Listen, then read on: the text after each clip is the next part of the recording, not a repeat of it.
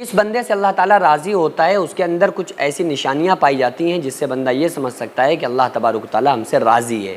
کیونکہ اس کے باڈی کے اندر کچھ ایسے کام ہونا آٹومیٹک شروع ہو جاتے ہیں جس سے بندہ یہ خیال کر سکتا ہے کہ ہاں ہمارا اللہ، ہمارا رب ہم سے راضی ہے۔ دنیا کے اندر سب سے مین جو ٹاپک ہے وہ یہی ہے کہ جو زندگی ہم گزار رہے ہیں، اگر ہم مسلمان ہیں، اسلام سے ہمارا تعلق ہے،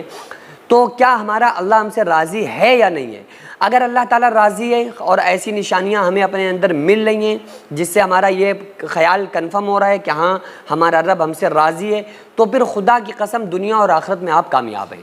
اور اگر اللہ تعالیٰ ہم سے راضی نہیں ہے، اللہ تعالیٰ ہم سے ناراض ہے، تو پھر یاد رکھیں کہ پھر اللہ تعالیٰ ہمیں کروڑ پتی بنا دے تو بھی ہم ناکام، اللہ ہمیں دولت سے نواز دے تو بھی ہم ناکام، اگر اللہ تعالیٰ ہمیں کچھ بھی عطا فرما دے تو بھی ہم ناکام۔ بعض مرتبہ ایسا ہوتا ہے کہ اللہ تعالیٰ جن سے محبت کرتا ہے، جن سے راضی ہوتا ہے، تو ان کے اوپر فقر و فاقہ ان کا مقدر ہو جاتا ہے۔ یعنی عشق کی الٹی چال ہے، جس سے پیار کرتا اسے جلاتا ہے، جس سے پیار نہیں کرتا اس کی ڈوری ڈھیلی کر دیتا ہے۔ یعنی جب کوئی نیک بندہ، ایسا شخص جس سے اللہ محبت کرتا ہے، جس سے اللہ راضی ہوتا ہے،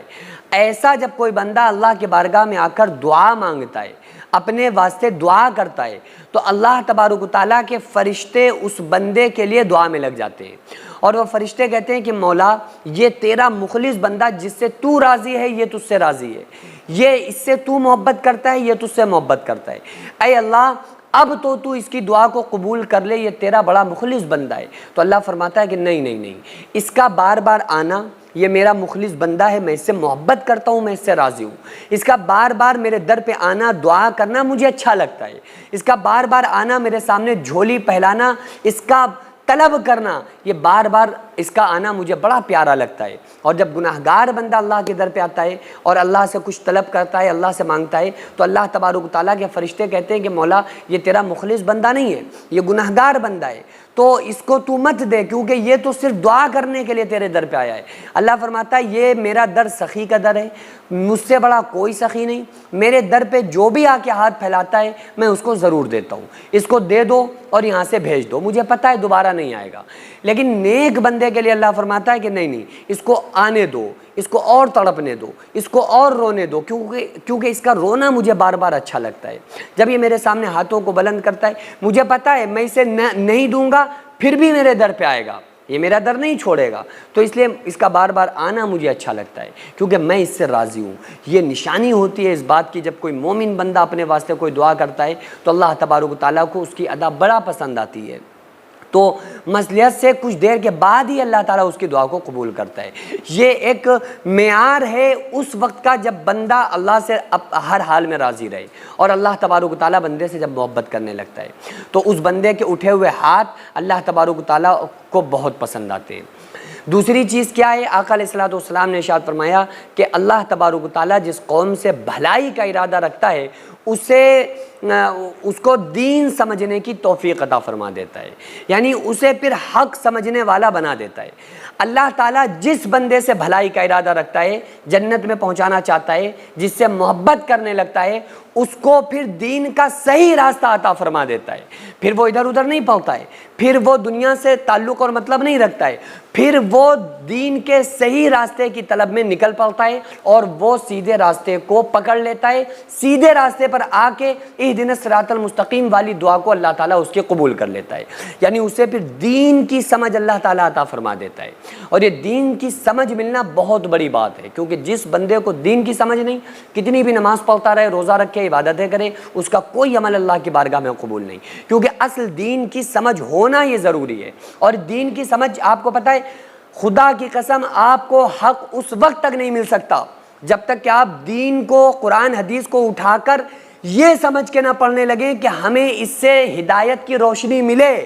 ہم اس سے ہدایت چاہتے ہیں اور ہم صراط مستقیم ڈھونڈنا چاہتے ہیں۔ لیکن ہوتا کیا ہے کہ ہم قرآن حدیث اس لیے نہیں پڑھتے ہیں کہ ہمیں صراط مستقیم مل جائے، نہیں، ہم قرآن حدیث اس لیے پڑھتے ہیں کہ جو ہمارے مطلب کی بات ہے اس کو ہم اپنے مطلب پہ فٹ کر سکیں۔ ایسی کوئی حدیث مل جائے جو ہم نے بات کہی ہوئی ہے، وہ حدیث اپنی بات پر ہم پیش کر سکیں اور اس پر فٹ بیٹھ سکیں۔ تو ہم قرآن حدیث کے حساب سے آج کل نہیں چل رہے ہیں، بلکہ قرآن حدیث کو اپنے حساب سے چلا رہے ہیں کہ جو ہمارے مطلب کی حدیثیں ہیں ہم ان کو لیتے ہیں، جو ہمارے سمجھ میں آتا ہے اس کو مانتے ہیں، قرآن حدیث کی وہ باتیں جو ہمارے سمجھ میں نہیں آتی ہیں وہ ہم نہیں مانتے۔ تو یہ بہت بڑی جہالت ہے، اس چیز سے نکلنا پڑے گا۔ مین اللہ رب العالمین کا انعام ان بندوں پر ہوتا ہے جن بندوں کو اللہ تبارک و تعالیٰ اپنا سیدھا راستہ عطا فرما دے۔ تو جن سے محبت کرتا ہے نا انہیں نیک اور سیدھے راستے کی توفیق عطا فرماتا ہے۔ اللہ جن سے راضی ہوتا ہے خصوصی طور پہ انہیں اپنے ذکر کی توفیق عطا فرماتا ہے۔ اللہ جن سے راضی ہوتا ہے اللہ تبارک و تعالیٰ ان کو ہر حال میں اپنا مخلص اور شکر گزار بندہ بنا دیتا ہے، اور جو بندہ صابر رہے، صبر کرنے والا بن جائے، اللہ تبارک و تعالیٰ اس بندے سے راضی ہو جاتا ہے، اللہ تعالیٰ اس سے راضی ہوتا ہے، اور اللہ تبارک و تعالیٰ ایسے راضی بندے سے دنیا میں بھی اس کو کامیاب کر دیتا ہے اور آخرت میں بھی ایسے بندے کو کامیاب بنا دیتا ہے۔ سینکڑوں ایسے غریب پریوار جو فاقہ کر کے زندگی گزار رہے ہیں، اور بہت سے ایسے مجبور لوگ جو غربت کی وجہ سے بیماریوں سے جوجھ رہے ہیں اور ان کے پاس علاج کرانے کے لیے بھی پیسے نہیں ہیں، تو ان غریب فیملیز کو ہر مہینے ہماری سوسائٹی راشن دیتی ہے اور ان غریبوں کا فری میں علاج کراتی ہے۔ تو آپ لوگ ہمارے ساتھ مل کر ان بیوہ عورتوں اور یتیم بچوں کا سہارا ضرور بنیں اور ان کے راشن اور دوا علاج کے لیے زیادہ سے زیادہ تعاون کریں، اور یہ ارادہ کریں کہ غریب کے بچوں کو انشاءاللہ بھوکا نہیں سونے دیں گے، اور ہر ہفتے ہر مہینے آپ لوگوں سے جو بھی ہو سکے آپ تعاون ضرور کریں۔ ان کو 10 سال سے جو لوگ بستر پر پڑے ہوئے ہیں انشاءاللہ تعالی ہم سب مل کر ان غریبوں کا علاج بھی کرائیں گے، اور ہر مہینے انشاءاللہ تعالی ان غریبوں کو ہم راشن پہنچائیں گے۔ یہ سوسائٹی کا اکاؤنٹ نمبر ہے اور یہ اسکینر ہے، آپ لوگ اس اکاؤنٹ پر یا اس اسکینر کے ذریعے آپ غریب فیملیز کی ہیلپ کر سکتے ہیں۔